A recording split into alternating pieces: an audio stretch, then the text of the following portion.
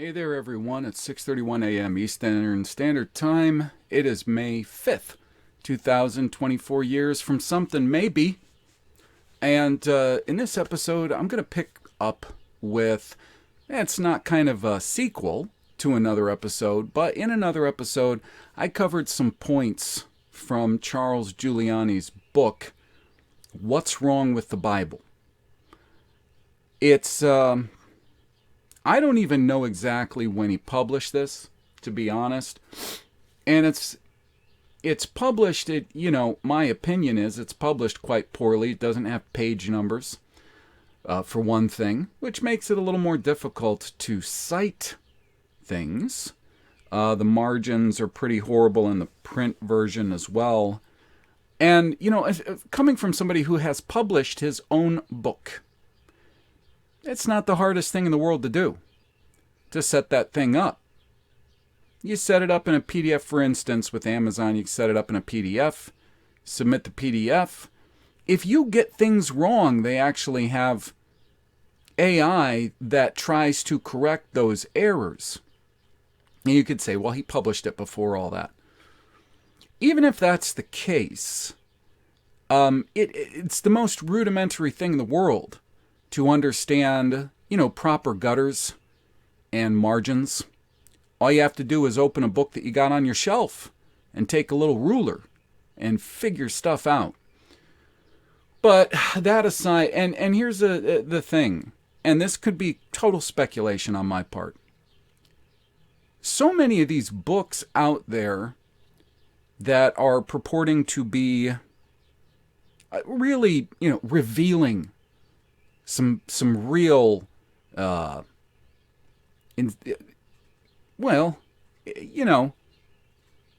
was trying to pick the right word and I couldn't. I had like a dozen words and none of them made sense. Volatile information. How about that? Volatile information. Books that purport to be revealing these volatile bits of information. Just the way a lot of those books are set up and presented to us, oftentimes, just anyone who is literate and knows books, has read a lot of books, know how they're basically structured, might look at one of these and say, and by the way, the digital copy at Google Books, which is what I'm looking at right now, is presented much better than the print copy. But, still doesn't have page numbers on it. Anyways, they're going to look at, it's not just this book. I think another good example would be the one that Eric John Phelps did about, Rome, the Catholic Church, and all of that. Is a mess. And there's a number of them that I have been told are quite poor. There are a number of them I've bought myself and are extremely poor quality. Like just, hey, it's pretty good to have probably an information page, including the title of the book, who published it and when, stuff like that. And then an index, chapter index, if there's illustrations, sometimes an illustrations index, sometimes. You don't always have to do that. I didn't include an index of all of the maps that I created and put into my book. I just presented them as I went. So you don't have to. It depends. Things like that. Page numbers.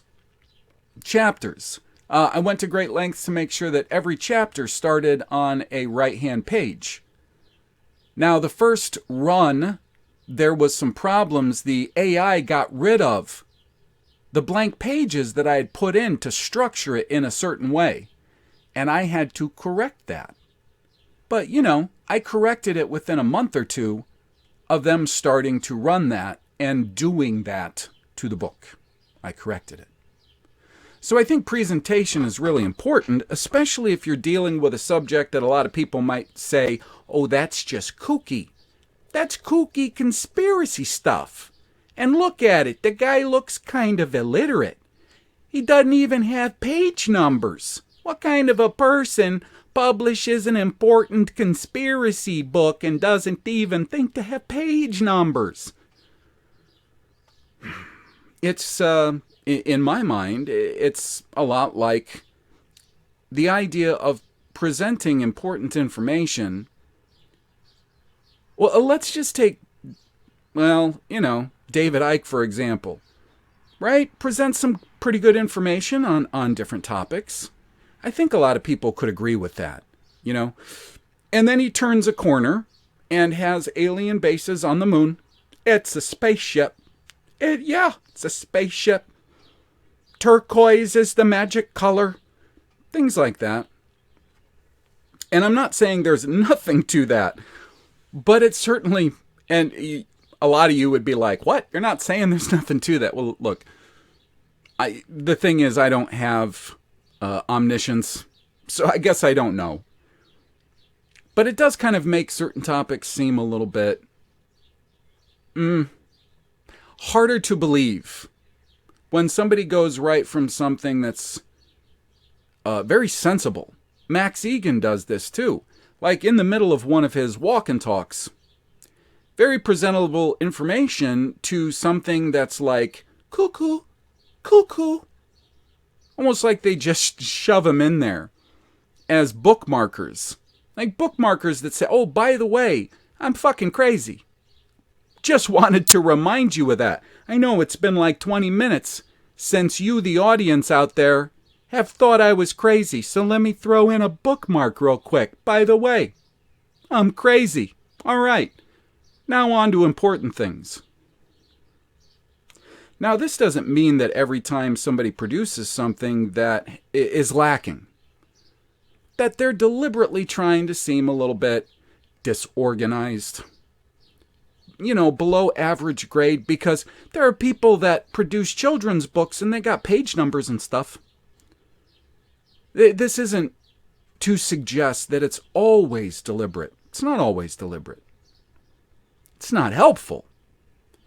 So in the last one, I spent really more time talking about the, and at this time, at the time that I produced the last one on Giuliani's book, I didn't really call it a dichotomy, but there is a certain dichotomy in the sense that a lot of people, all people out there that get any kind of airtime or voice, that are critics, purported critics of the Bible, because of the insistence of whomever that the New Testament is a continuation of the Old Testament's narrative, they consistently blend them together. Now, we don't have to believe it's deliberate. Like there's a deliberate insidious plan to force the New Testament to be the result of what we see in the Old Testament. Now, I personally really do believe that's the case. I really do, after a long, very long time of considering problems with the New Testament in contrast to the Old. What I mean by this dichotomy is there doesn't even have to be like a deliberate antagonism, a deliberate con job going on, blending the New Testament or saying the New Testament is the logical conclusion of the Old Testament. It doesn't need to be deliberate because it's made that way in every Bible out there, unless you get a Tanakh, which is just the Old Testament, or a Gideon's Bible, which the little ones, the little ones they hand out everywhere, which is the New Testament plus Psalms and Proverbs. Those are kind of about the only Bibles that separate the two. So you could be completely sincere and still blend these two together. And that was one of the problems in the last video, is how much Charlie was using Old Testament to show contradictions from the New Testament and vice versa. Well, he does, of course, have 2 chapters in the book. One chapter is entitled The Problems or Contradictions in the Old Testament. And the chapter after that, The Problems or Contradictions with the New Testament. Now that I find to be far better, at least in my mind, somebody who now rejects the New Testament, that it is not the logical conclusion or answer to the Old Testament. But even in that, so I'm in the chapter, The Problems or Contradictions in the Old Testament. And unfortunately, like I said, there's no page numbers. So it's essentially just chapter 2. And I am beginning with the 3rd page of chapter 2.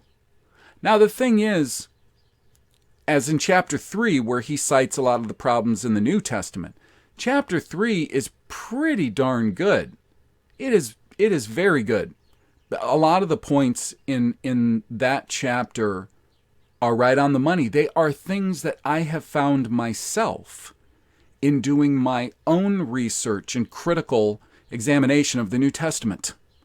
And I will absolutely give credit where credit is due, even and especially if it is someone who holds an opinion or just a position that is in contrast to my own.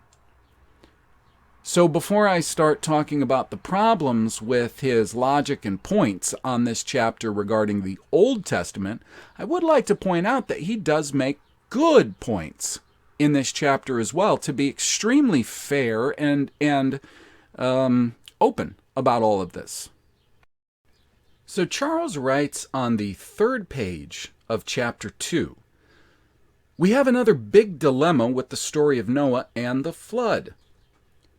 In Genesis 7:13-14, we find this utterly nonsensical account. Quote, in the selfsame day entered Noah and Shem and Ham and Japheth, the sons of Noah and Noah's wife, and the 3 wives of his sons with them into the ark. They and every beast after his kind, and all the cattle after their kind, and every creeping thing that creepeth upon the earth after his kind, and every fowl after his kind, every bird of every sort. Closed quote. Can you find the big blunder here? This passage says that Noah, his family, and every creeping thing that creepeth upon the earth entered the ark in the self-same day. Please understand that the Bible teaches, and most Bible enthusiasts believe, that Noah's flood was a global flood in nature, and that every species of animal alive today was represented on that boat, or else they would not have survived the flood, unless you're Kent Hovind.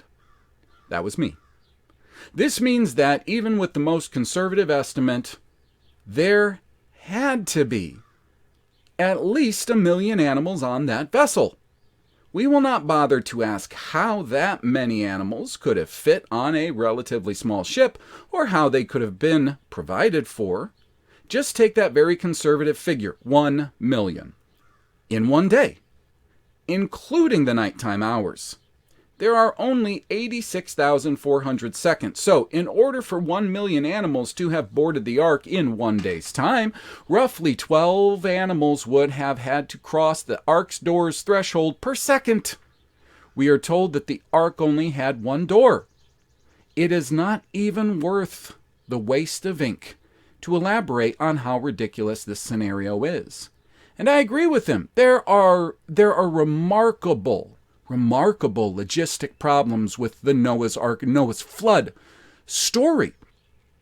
And the funny thing about all this, when I first started doing research into anything, in about 2015, into anything really, there were guys out there, one guy in particular, I don't even remember his name, but he actually had a series on all of the ridiculously hard factors that we see in reality that would have to be overcome if that story were to have really happened in reality. No, I'm not talking about the guy that's still on YouTube, the big guy with the long hair and all that. Not him. This is a guy that I can't even find anymore. It's funny how much good information oftentimes gets suppressed. Like, not information where they're using establishment science and history, but using very realistic things that we know and have observed and applying them to the Ark story. Those are the ones that are often most meaningful and impactful. And I will say this about that paragraph. Even though I think that is one of the best educational types of ways to present the problems with this information, the problem I have with that is that it would probably have been better if he could have cited all of the animals that would need to go on the ark, as far as numbers. If he could have cited a number, he said million. Million is conservative estimate. Yeah, but that's a problem because you're not citing. The thing is, it would very much help to cite establishment sources as far as birds, because we have to figure, what do we got to figure? Birds, reptiles, mammals, maybe probably amphibians, honestly, marsupials, and get all those numbers together, then cite them, and then figure how it would be, because if it were a million, then he's right, 12 every 1 second for the entire 24 hours of one day, including Noah and his family, which are going to take more than a few seconds, right? So good, but I would have liked to have seen something a lot more specific, citing establishment sources, because if you're going to write a book on the problems with anything in particular, you have to really, it's best if you cite sources like he's citing the Bible all through this. Cite us some kind of establishment source. Give us a real good idea. If the establishment said between all those different kinds of animals, so let's exclude fish or animals that can indefinitely live in the water and don't need the land at all. Give us some figures. And if it's well over a million, fine. Then say million is a conservative estimate. Then, fine. But I would say that's still a weak part of that paragraph. But the next paragraph is one, it's a point I've made before. And no, I didn't read this book before I made a lot of these points. I'd only read a little bit of it a long time ago. And then so many other books were, for me, pressing at the time. So then I finally got to the second chapter recently. He goes on to say one additional problem with the Noah story, which took place shortly after the ark was grounded, appears in Genesis 8:20, quote, "And Noah builded an ark unto the Lord, and took of every clean beast, and of every clean fowl, and offered burnt offerings unto that altar," close quote. Are we to understand from this verse that Noah actually sacrificed one of every single clean beast and bird that he allegedly had on the ark? This would have been tens of thousands of birds and animals. So we go back to it. I think it would have been better if we could track all the animals that were supposed to be clean, like let's say from Leviticus 11 and Deuteronomy 14, and then cited it here. But anyways, so he's kind of making a point. He sacrificed them all on this one altar? That must have been one big bonfire. Yeah, and he better have tons and tons and tons of fuel, by the way, Charles. Because burning any sort of a live body requires... And Charles would know this because he's a big advocate of World War II revisionism. So he would know this. It takes an enormous amount of fuel to burn one living body of any kind. But anyways, he goes on, but why would Yahweh require such a huge number of animal deaths? Assuming this actually occurred, would not one or two have sufficed? And seeing that animals were supposed to have been in great shortage at the time because of the flood, was this not an extremely impractical thing to do? And I say wholeheartedly, resoundingly, yes. Yes, absolutely, emphatically, yes. It doesn't make sense. Yes. Yes. Now, some might say, well, that's why he said to take more of the clean animals so that after the flood was over, his servant Noah could kill and burn stuff because he likes stuff killed and burned. So maybe that's why he took all those extra clean animals, just for the bloodbath and burning to come. I suppose that's actually an argument. It's an argument. And I suppose we'd have to look at a lot of details to consider whether or not that's a good argument, but it sure is an argument. However, I still think Charles made a good point there. So I'm not, this isn't just like, I want to shit on Charles. That's what I'm going to do. I'm going to shit on him and I'm going to shit on his book because that's what I like. No, this is just considering how good these points are because, again, we'll go back to almost all the points I read on the problems and contradictions of the New Testament were absolutely solid. The thing is, when I read the chapter on the problems and contradictions of the Old Testament, so many of them are so very, very shaky. So let's just go ahead and consider some of Charles's points he makes. So on the same page I started on page 3 of chapter 2, he says in paragraph 3, there is a further contradiction with the Cain and Abel story, and that story is problematic. In Genesis 4:15, Yahweh took measures to ensure that no one would kill Cain out of revenge for killing his brother. Quote, and the Lord set a mark upon Cain, lest any finding him should kill him. Closed quote. But then we read these totally contradictory remarks just 5 chapters later. Quote, whoso sheddeth man's blood, by man shall his blood be shed. Close quote. That from Genesis 9:5 and 6. Now that is a post-flood quote. Now some would say that that really matters, and I'm not sure if that's the case or not, but the rest of the paragraph goes on. Why would Yahweh have prevented Cain, a blood shedder, from having his blood shed, and yet later on state that blood shedders were to have their blood shed? I do want to begin with this point before I actually cite the text. No, I don't necessarily think that laws or just righteousness or goodness in general was all that much different post, well, quote-unquote flood, than it was before, per se. But here's the thing about the point he's making. Any sovereign who is truly a sovereign, and if we're going to believe that there is a great, almighty, omniscient creator, he is truly the, capital T-H-E, the sovereign.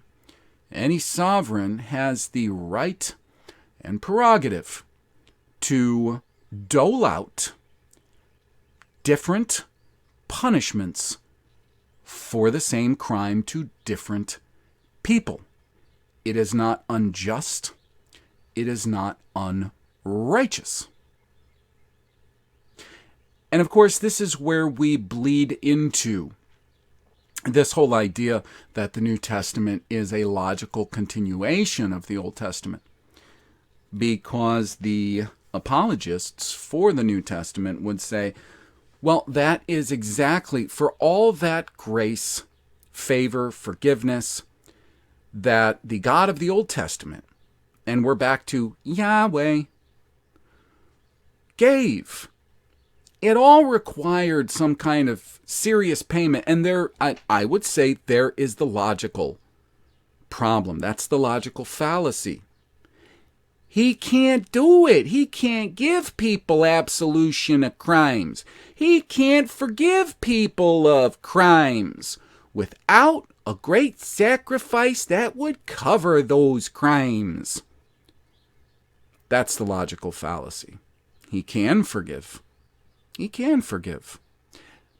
But the thing is, we don't so much see stories in the Old Testament of him just saying, forget about it. Why, you killed all those people? Forget about it. Nah, it's fine. Hey, look, I forgot about it. You forget about it. It's fine. It's fine. We don't so much see that as much as we see him imparting different punishments to different people, depending. And as hard as it is for any one of us, me included, absolutely me too,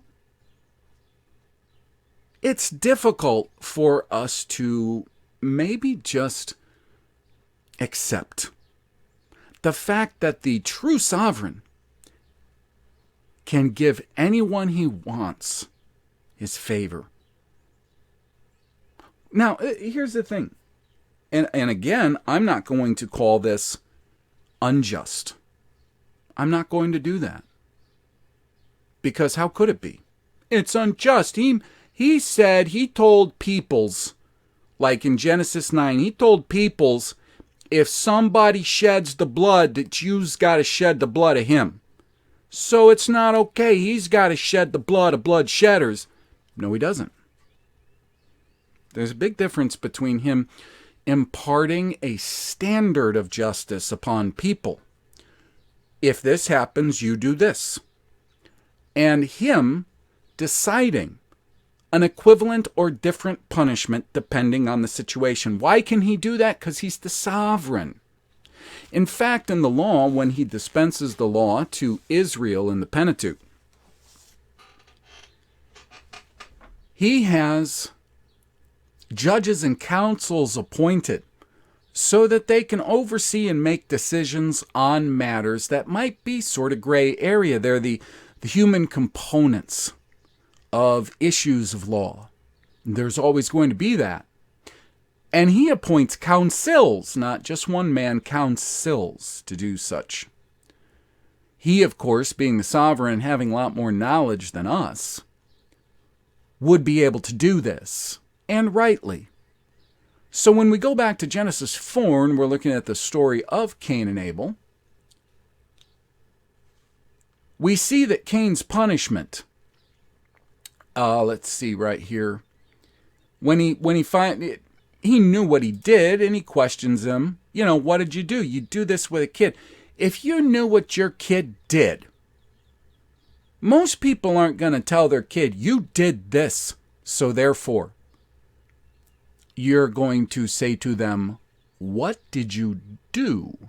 Because you want to hear them say, you want them to acknowledge that they know what they did. This is the little trap that courts often pull when they're applying contract law under the guise that they're applying valid criminal law. They'll get you with that little trick. Do you understand the charges against you? That little trick. But we do it in a very sincere and just way with our children if they've done something wrong. You ask them what they did. He asked him. And he didn't want to say what he did. He wasn't honest about what he did. But I'm not going to get caught up in that. So as his punishment, Yahweh, it says, now art thou cursed from the earth, which has opened her mouth to receive your brother's blood from thy hand. So there's sort of an object lesson here. The earth received your brother's blood, and now you're cursed from it. And yes, I know, this gets into the whole Obery hours I did on Adame, but let's just go with the text as it stands. When you till the ground, it shall not henceforth yield unto you her strength. A fugitive and a vagabond shall you be in the earth. And Cain said unto the Lord, my punishment is greater than I can bear. Behold, you've driven me out this day from the face of the earth, and from the face shall I be hid, and I shall be a fugitive and a vagabond in the earth. And it will come to pass that anyone who finds me will slay me. And the Lord said to him, Therefore whoever slayeth Cain, vengeance shall be taken on him sevenfold. Why? Why would he do that? Why would he give Cain a pass and say that anybody who killed him, vengeance would be taken on them sevenfold? Why would he do? Well, because he already gave him his punishment. You're going to live a life without a home, fugitive, vagabond. The earth will not yield its strength to you. You're cursed. And when he said that's more than I can bear, and anybody who finds me will kill me, well, he doesn't say anyone who finds me will know that I killed my brother and will kill me because of that. He just says whoever finds me will kill me. Whoever comes upon me will kill me. And that's where it leads to, he set a mark upon Cain. So what's the point? The point is he gave him a punishment. He already gave him one. In general, he doesn't allow those sorts of judgments as far as, well, this guy apparently murdered this guy. And the thing is, he just seems like a heck of a nice guy. So we thought maybe we'd just let him go. So he's not giving man that option. Man's rule regarding bloodshed, blood for blood. We can find that in the law. Blood for blood, eye for eye, tooth for tooth. Of course, Jesus didn't think that was okay. Check Matthew chapter 5. He didn't think that was okay. Directly contradicting the law. But that's in the law. But the thing is, the sovereign can dispense whatever justice he finds suitable for the individual, for the situation, at the time, without contradiction and without injustice. But let's go on to another point. So we'll be on page 4, and we'll try paragraph 1.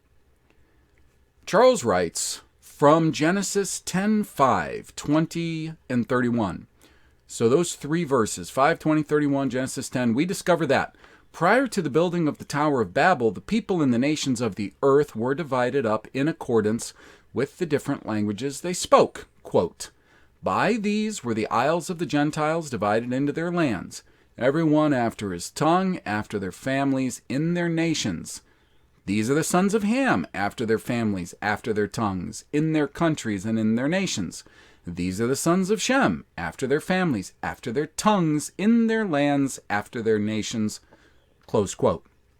But we have a very serious, troublesome issue here, because it is not until the next chapter, Genesis 11, that diverse languages are supposed to have first arisen. At the time of the construction of the Tower of Babel, quote, and the whole earth was of one language and of one speech.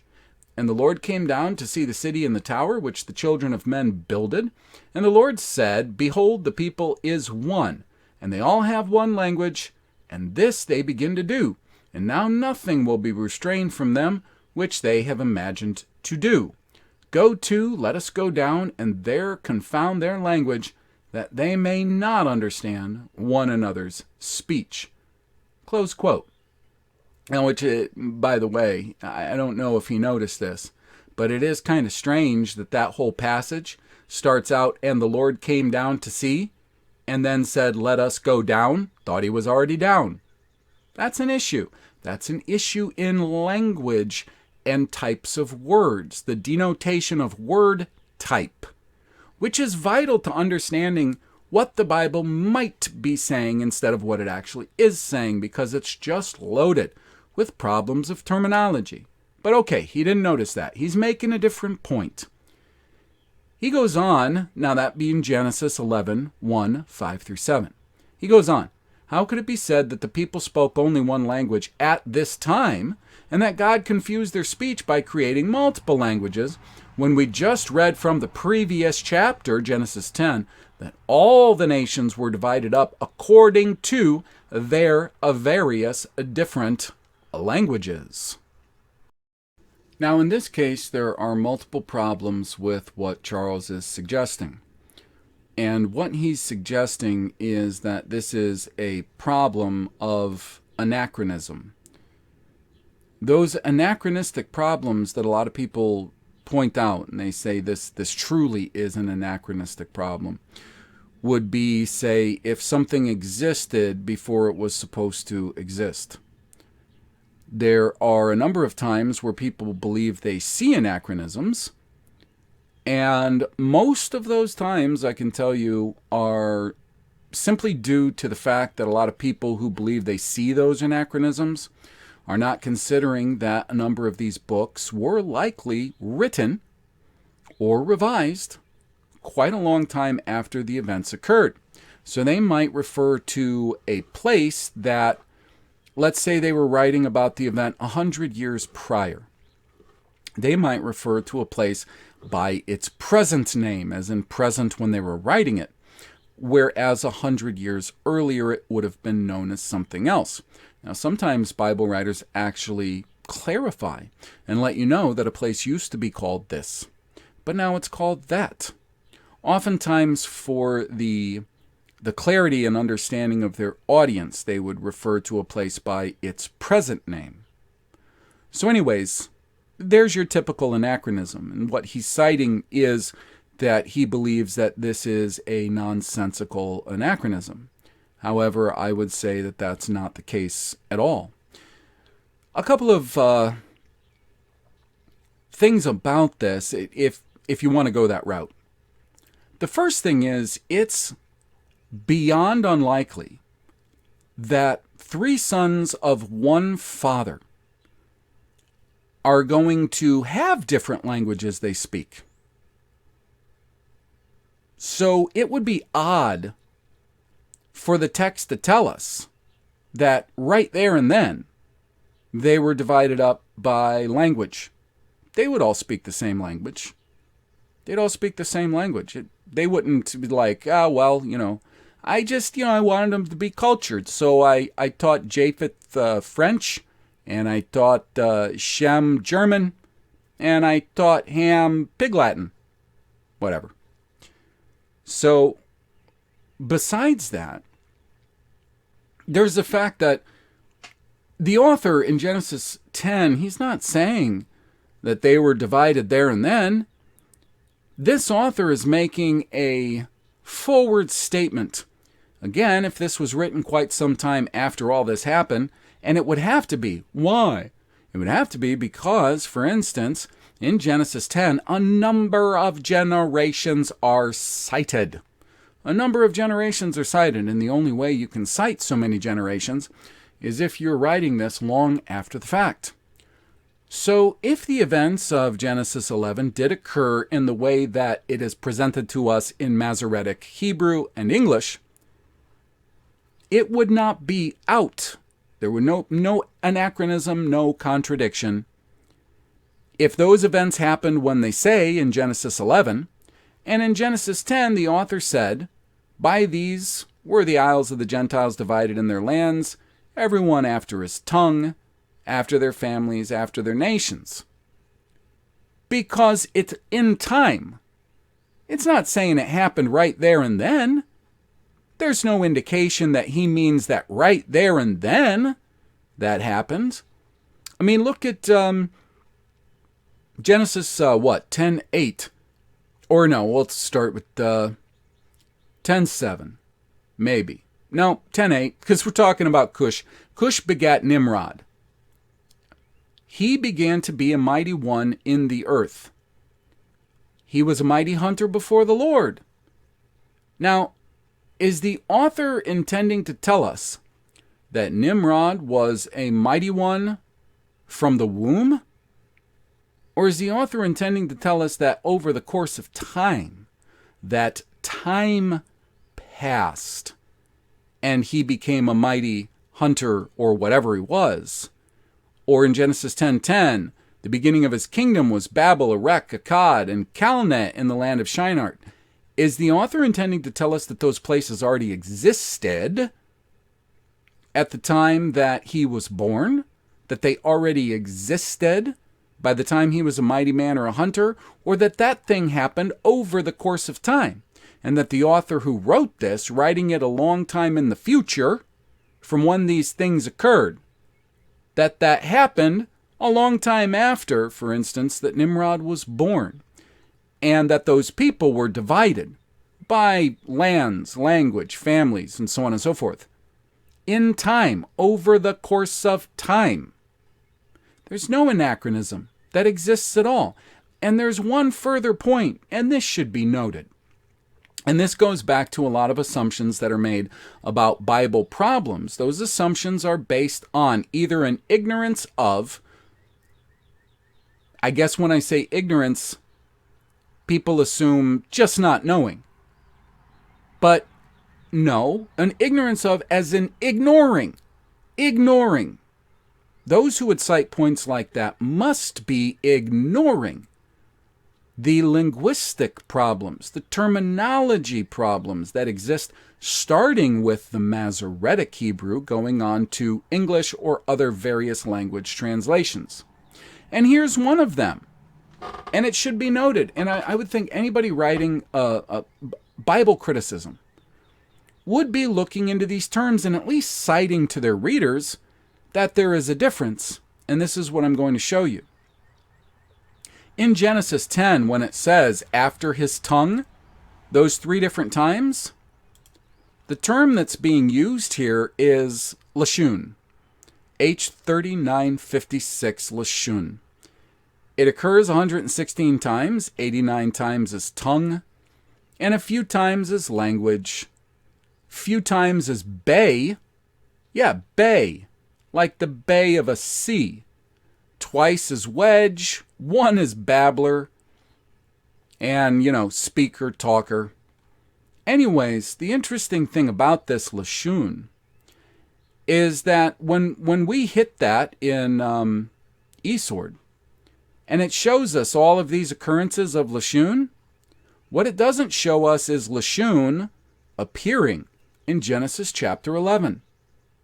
This term, this specific word, lashun, it doesn't occur in Genesis chapter 11. Well, how can that be? Let's see. What does occur in Genesis 11? Now, Genesis 11:1 starts, and the whole earth was of one language and one speech. What's that word? It's H8193. Shapeh or shapet. It's not the same word as lashun. It's not the same word at all. Now, if we go down to the verses that Charles was citing, when it says, let's go down and confound right here. He came down. See, the city, the tower, which men have builded. And he said, the people is one. They all have one language. Language. Shapeh, shapat. Same word we see in verse 1, but we don't see at all in Genesis chapter 10. We don't see that word at all in Genesis chapter 10. And the funny thing is, this word, shapeh, shapat, it occurs 173 times, 110 times as lips, lips. 10 times as bank, 8 times as brim, 7 times as language, 6 times as edge, shore, speech, brink, border, border, bank, edge, lip. Sounds like a word that is different enough, besides the fact that the letters or glyphs being used in it are different enough from lashun for the reader to say, I wonder if those words are even the same. Because this word lashun that we see in Genesis chapter 10 that Charles says is language, and then this shapeh or shapat in Genesis 11, which is here translated as language, are absolutely not the same word. And anybody looking into this, I think, would be responsible to at least acknowledge that fact when considering this as a valid point. And, and take some consideration of the audience as well. Let them know that there's a difference in that wording too when you make your point. Full disclosure. So I would say, again, this is a weak and invalid point. And then we go from one weak and invalid point right to another in the next paragraph.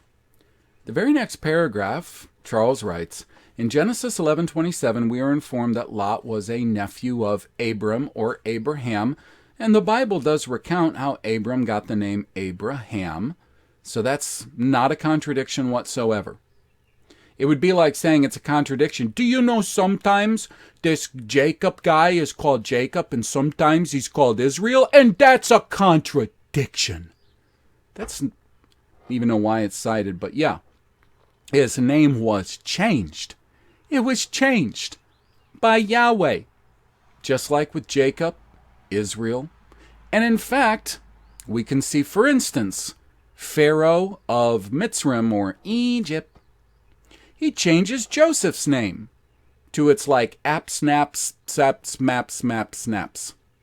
And, the book of Daniel, the 3 young stewards and Daniel, all of their names are changed, by the way. It's not a contradiction. It's just that somebody who had power to do so changed their name. But let's read on. He says that Lot was a nephew of Abram. Quote, now these are the generations of Terah. Terah begot Abram, Nahor, and Haran begat Lot. Close quote. But when we read Genesis 14 and 16, we learn that Lot, instead of Abram's, or he keeps writing this, or Abraham's. Yeah, guy, just go read like Genesis 17, and you can see that both Abraham and Sheri, their names were changed from Abram and Sheri to Abraham and Shereh. The E was added to both of their names, which I find interesting. But this isn't a weird thing. Oh my God. So anyways, he said that instead of being called his nephew, we learn that Lot was Abraham's brother. Quote, and when Abraham heard that his brother was taken captive, he armed his trained servants, born in his own house, 318, that's a lot, and pursued them unto Dan. And he brought back all the goods, and also brought back again his brother Lot and his goods, and the women also, and the people. Close quote. Can trust be placed in a book that cannot get its story straight? And yet, that is precisely what is done by many of millions of people around the world. So let's just begin with the obvious. The obvious is, first off, in the first verse that Charles cited. He cited Genesis 11:27. It doesn't say Lot was Abram's nephew. It said he was the son of Haran. Now, many people might say, well, that means nephew. Yeah, well, to us, the son of your brother is your nephew. To us, correct. But they're also your brethren. They're also your brethren. And the thing is, the Bible only has a word, one word, that it translates as nephew. There's really no proof that it is nephew. They translate it as nephew. That word is nakad.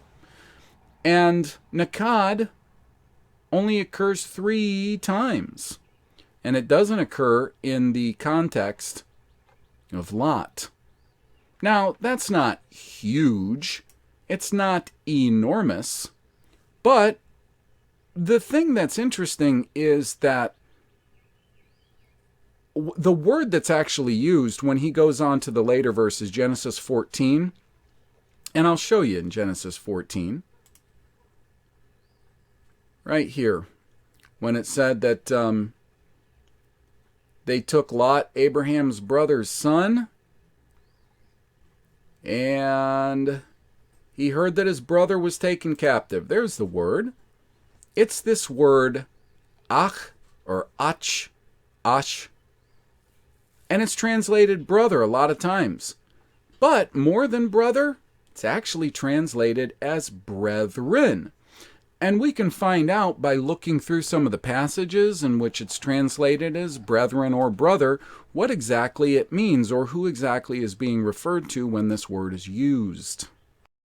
So now the first little handful of times we see this ach, or ach, H251, is in the story of Cain and Abel, actually, right? Cain is called Abel's ach brother, as is vice versa.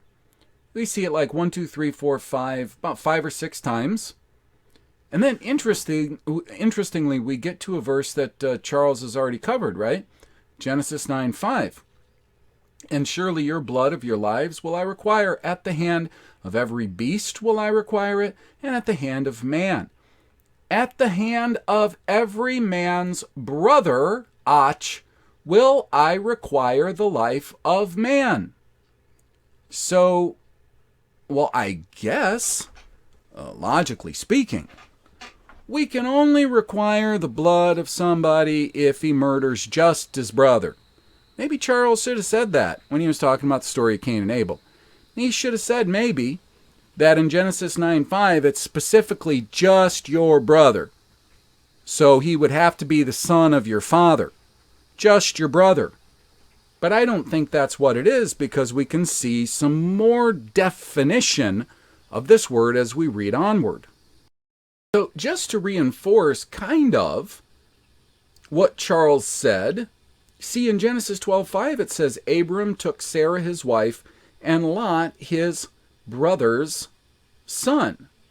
But of course in Genesis 13:8, Abraham says to Lot, you and I, are brethren. So just to give a little bit of reinforcement to it, let's read forward. When we get a few chapters after the chapter that Charles cited, Genesis 14, where he says, now Lot is Abraham's brother instead of his nephew, we go a few chapters forward to Genesis 19. We find Lot living in Sodom. And then there's the whole account, which is pretty sketchy, a lot of dubious terminology, of these two angels that come to Sodom, and they go to his house, and all the men outside want them to come out so that they can, what? I guess so they can butt rape them. That's what we're supposed to think. Let's be honest, okay? That's what the story is saying, according to the English and the Masoretic Hebrew. So anyways, in context, Lot goes out to the men of the city who gathered to butt rape two angels. And what does he say to him? He says to them in Genesis 19:7, and said, I pray to you. So Lot said, I pray you, brethren, do not so wickedly. Now that's the thing. That's the problem. I missed those important verses in the Genesis account where it said that Lot's brothers, the son of Haran, had moved down to Sodom and became angel butt rapers. I missed that part. So unless that's what happened, we could probably assume from that passage that he is speaking to men who aren't even related to him. But maybe, wait a second, either aren't related to him or are kind of the same kind, or that he has a kinship with. And what does he call them? Same exact word as in Genesis 14, where Charles says that we're getting conflicting accounts, because it says Abraham said to him, we're brethren. Same word, same exact word. And I doubt those men of Sodom were related like they were the sons of Lot's father. So we can just fast forward and we'll read verses in between that will literally cite two sons of a father, or the brother of a daughter of the same father as brother, ach. But when we get to Genesis 27, this is the account of Isaac thinking he was dying. He's sick. His eyes are going. And it sounds like he was remarkably depressed because he really thought he was going to die. Now, he doesn't. He lives many, many, many decades after this. But anyways. So in this context, we're told that Jacob dresses up as his only brother. The only children cited between Isaac and Rebekah are Jacob and his twin brother Esau. Okay, he dresses up as Esau, fools his father, and gets blessed by his father. And his father Isaac, speaking to Jacob, says, let people serve thee and nations bow down to thee. Be Lord over thy brethren, and let thy mother's sons bow down to thee. Well, he only had one brother, so I'm not sure who brethren is. So he says to Esau later on, he says to Esau, behold, I have made him thy Lord, and all his brethren have I given to him for servants. All plurals. But he only had one brother, like as in the son of his father Esau. But Isaac's citing brethren in the plural. And just for one last example, we'll stay with Jacob. When Jacob fled from his only brother, the son of Isaac, brother, genetic brother.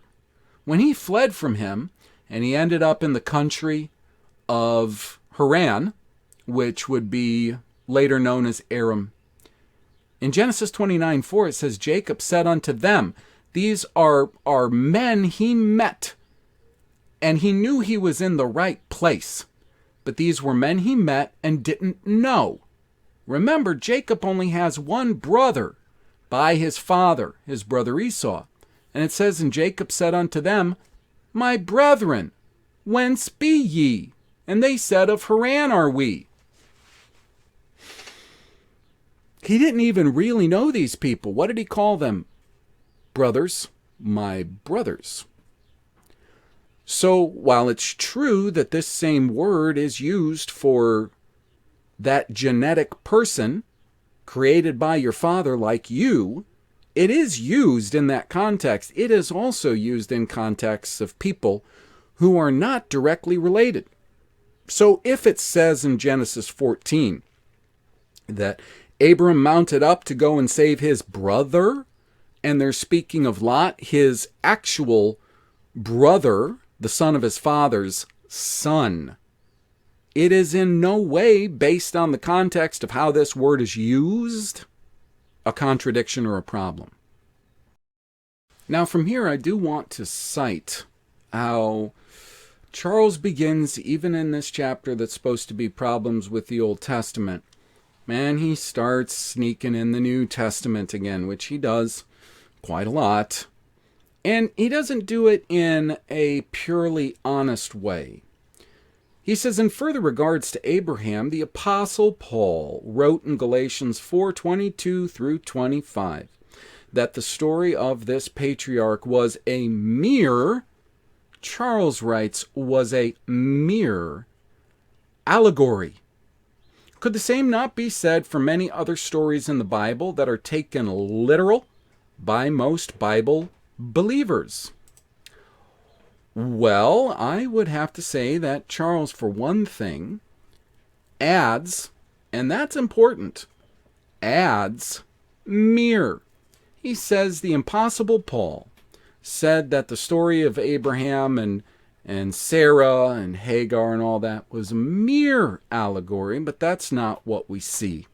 If we go to Galatians 4:24, speaking of the son of Hagar, which was Ishmael, the bondwoman, and now this is, keep this in mind, the Apostle Paul is embellishing greatly on that story. He is embellishing, he himself. So Charles is getting this from a source that's already embellishing, which is a problem. That is a problem. And then Charles says, well, the Apostle Paul cites it as a mere allegory. And the problem with him saying mere allegory is that Charles is implying that the Apostle Paul was saying this story was only an allegory. This is an allegorical story. It didn't really happen. It's just a story. And it's an allegory. That's not what the Apostle Paul is saying at all. He is citing that it is allegory. This is the whole underpinning of the entire narrative of the New Testament, by the way.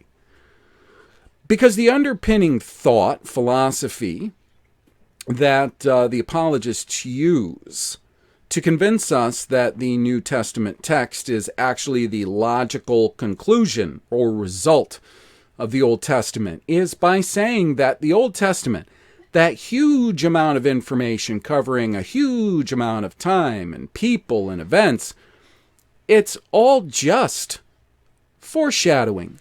It's all just pictures. Now, they don't say it never happened. They say that it all happened, but it's all not all that important. And there is the mind fuck. Really. I couldn't think of a better word to say, honestly.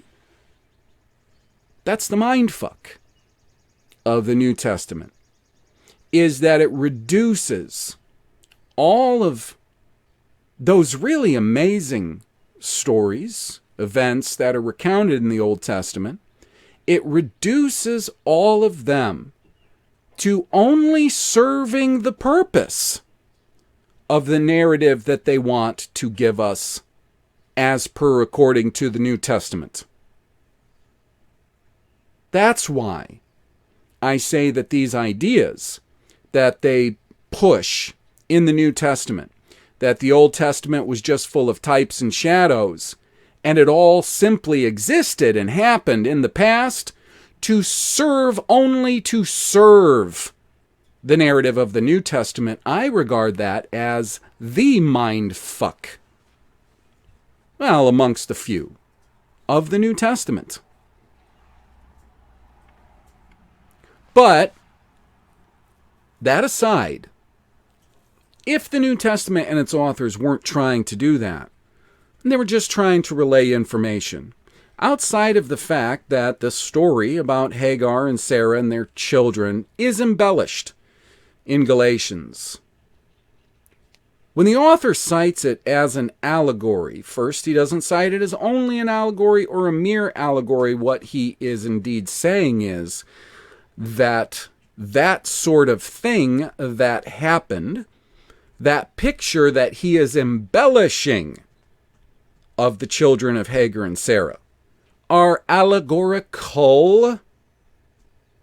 And then we go back to, in the context of everything in the Old Testament being merely the servant of everything in the New Testament, i.e., without the New Testament, those things don't have meaning. So I'm really just going back to the whole mindfuck aspect. So, that being said, in this context, the last thing this author is actually saying is that it didn't happen. He's not saying it didn't happen. And in fact, when you read through the entirety of the New Testament, none of those authors are saying that any of that stuff from the Old Testament didn't happen. That's not what they're saying, Charles. They're not saying it was only an allegory, Charles. We have to differentiate between the psych job, the gaslighting of the New Testament. We have to differentiate whether or not they're saying that those things didn't happen, and they're just moral stories that we can use in our day-to-day lives. That's not what they're saying whatsoever. Every author of the New Testament, whomever they were citing all of the stories and events and peoples of the Old Testament as being real and factual.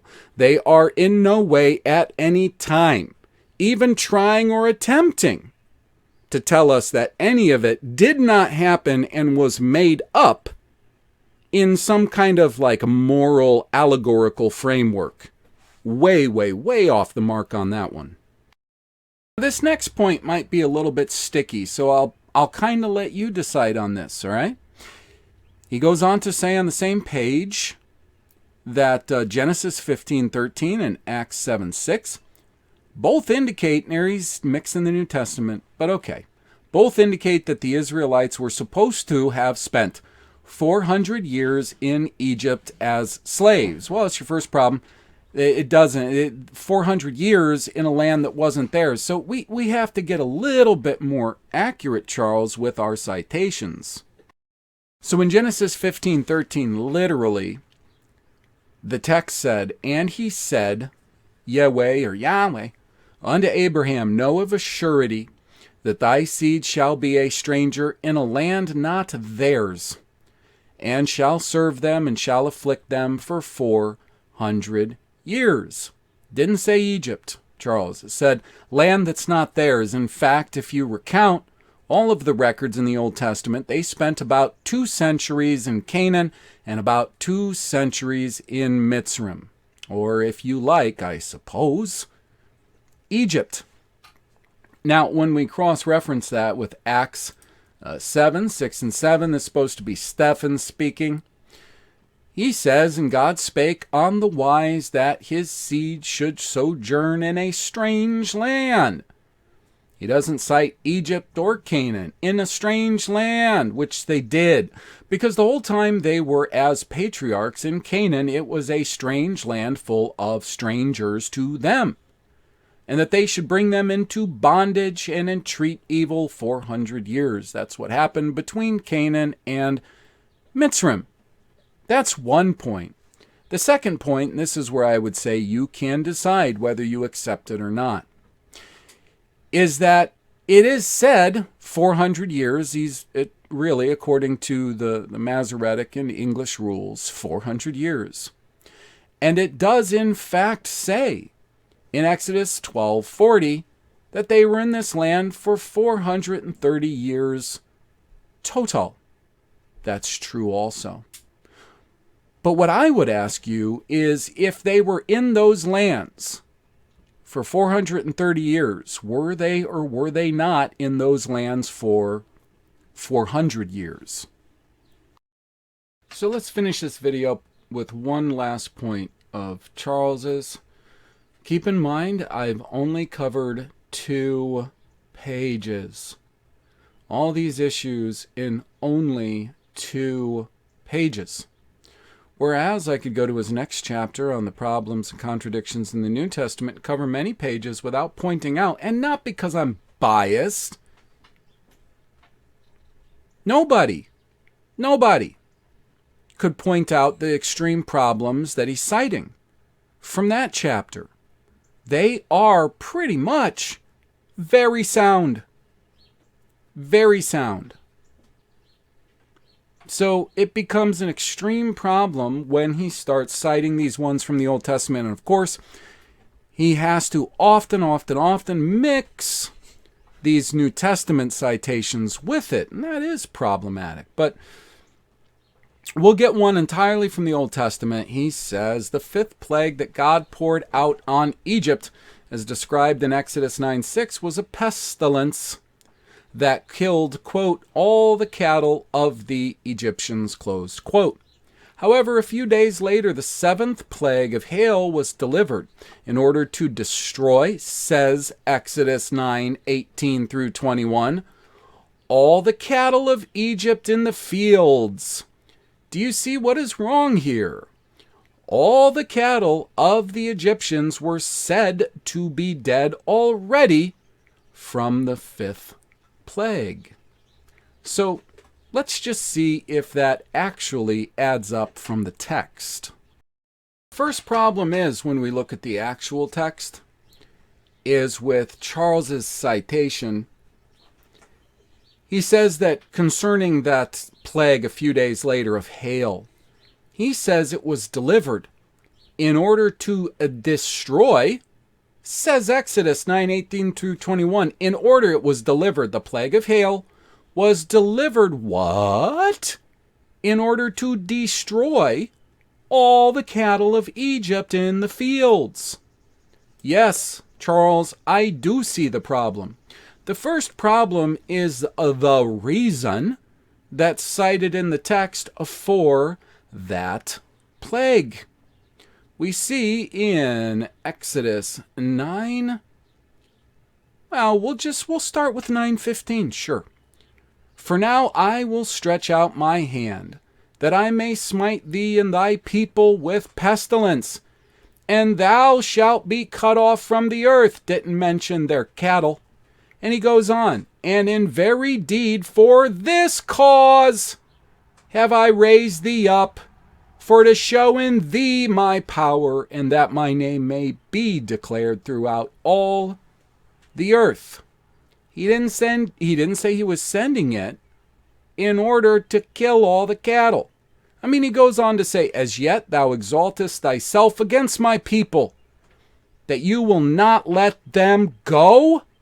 Behold, tomorrow about this time I'll cause it to rain a very grievous hail, such has not been seen in Mitzrayim, or Egypt, since the foundation thereof until now. Now here's a little tricky one there, Charles, because it again involves terminology, and the tricky kind of uneven terminology that we see throughout the Old Testament. That is a problem. Send therefore now, gather thy cattle and all that thou hast in the field, every man and beast which shall be found in the field and shall not be brought home. The hail shall come down upon them, and they shall die. Now he's not saying that the reason I'm sending the hail is to kill those cows that I already killed 2 plagues ago, of course. He's not saying that. He said that he's affecting this next plague and the plagues he has already effected to show his power and might in the earth through Pharaoh, who is resisting him and exalting himself over his people. Not to kill the cattle he already killed, of course. But maybe it kind of sort of says what Charles says it's saying. In Exodus 9:20 it says, he that feared the word of the Lord among the servants of Pharaoh made his servants and his cattle flee into the houses. And he that regarded not the word of the Lord left his servants and his cattle in the field. Okay. Alrighty. And the Lord said unto Moses, stretch forth thine hand, and we go on forward with this hail that destroys a whole lot. It doesn't just destroy man, not just cattle, man, and beast. Now keep in mind, in the plague, two plagues ago, it was not beme, which they cite here, it was machne, which is a very different word that's used in many very different ways. Here it cites man, Adam, beast, beme, and upon every herb of the field throughout the land of Mitzrayim. So the only thing we've got that's linking this with Charles's claim from 2 plagues ago is Exodus 9:20, where it says, he that feared the word of the Lord among the servants of Pharaoh made his servants and his cattle flee into the houses. But who's the servants of Pharaoh, Mommy? I want to hear more about the servants of Pharaoh. Who are they exactly? Well, let's see. We can find out, like for instance, in Exodus 5:15 and 16, then the officers of the children of Israel came and cried unto Pharaoh, saying, wherefore dealest thou thus with thy servants? Oh, the children of Israel, who were the servants of Pharaoh, said, why do you deal this way with your servants? And it is the same word, Obed. Who was Pharaoh's servants? The children of Israel. So those among the children of Israel who were the servants of Pharaoh went and made sure not just their machne, which is the word that's cited 2 plagues prior, but all their Adam, beme, machne were not out in the field. We're not out in the field. The servants of Pharaoh, who was they? Oh yeah, it was Israel. That's who they was. So he's not re-killing the things he just killed. In fact, however, there's one other problem that's quite interesting to note here if you just looked in the terminology. It's Exodus 19:19, where it says, send therefore now, gather thy cattle and all that thou hast in thy field, every man and beast which shall be found in the field, and shall not be brought home. The kind of interesting thing I find in that, which I just have to point out, is that it seems like Yahweh through Moses is telling Pharaoh to send now and gather your cattle. He's not saying, you go gather your cattle. So you can't be like, well, yeah, so the servants of his grabbed Pharaoh's cattle. Pharaoh's cattle. He's making a blanket statement that says, send therefore now, gather. It's O's. It's O's. And it's a blanket statement before a number of people, because as we can hear, a number of people in the presence of Moses and Pharaoh heard that and went and did. Not Pharaoh, not the so-called Egyptians. And the weird thing about this word, it's a real minority word here, because typically gather is a word sep or asep, to gather, used a lot of times, hundreds and hundreds of times. This is actually the word oz. And the funny thing about oz is, even though it's translated as gather 3 times, it's translated as flee or retire 2 times. 2 times. So we have a lot of question and weirdness in this plague of hail, in the context of the plague of hail. But what we don't definitively have is, for one, the text saying that God sent that plague of hail to kill the cattle that was already dead, for one thing.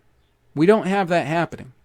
And secondly, we have enough weird terminology to see that we might not be fully understanding, and Charles might not be fully understanding, the nature of this so-called plague of hail as well. And thirdly, we can see that if we want to cite Pharaoh's servants gathering up what they had, which is not just Machne, it's Adam, man, it's Beme, beast. So we have that problem too, that we're not really likely looking at the same things that were supposedly killed 2 plagues before. So what's the moral of the story as I wrap up this video? Well, basically, the moral is this, or let's just say the pattern is this. The lesson to be learned is this. This is the lesson that I'm learning as I go. Is that just on basis of percentages, when people go about an honest and sincere assessment for purposes of criticism of the New Testament, they find great success. And when others go about wanting to criticize the Old Testament, they oftentimes have to either pull the New Testament into that in order to do it. They oftentimes have to cite various passages that do not represent any sort of anachronism whatsoever and are very easily, without playing mental gymnastics and word games, easily shown to be non-anachronistic. And more often than that, they tend to cite various passages they say that are in contradiction, which happen to be employing absolutely different terms. Terms that are being dictated, for one, by the Mystery Masoretes, and for another, by all of those official translations from the Masoretic text we have. And they, Charles included, is not citing those things and the problems inherent in his criticisms of the Old Testament. So, with that, I'm just going to keep the end of the body of this video pretty brief. And I will see you all next time in my next briefs. Or, oh, by the way, just stick around for just one more minute.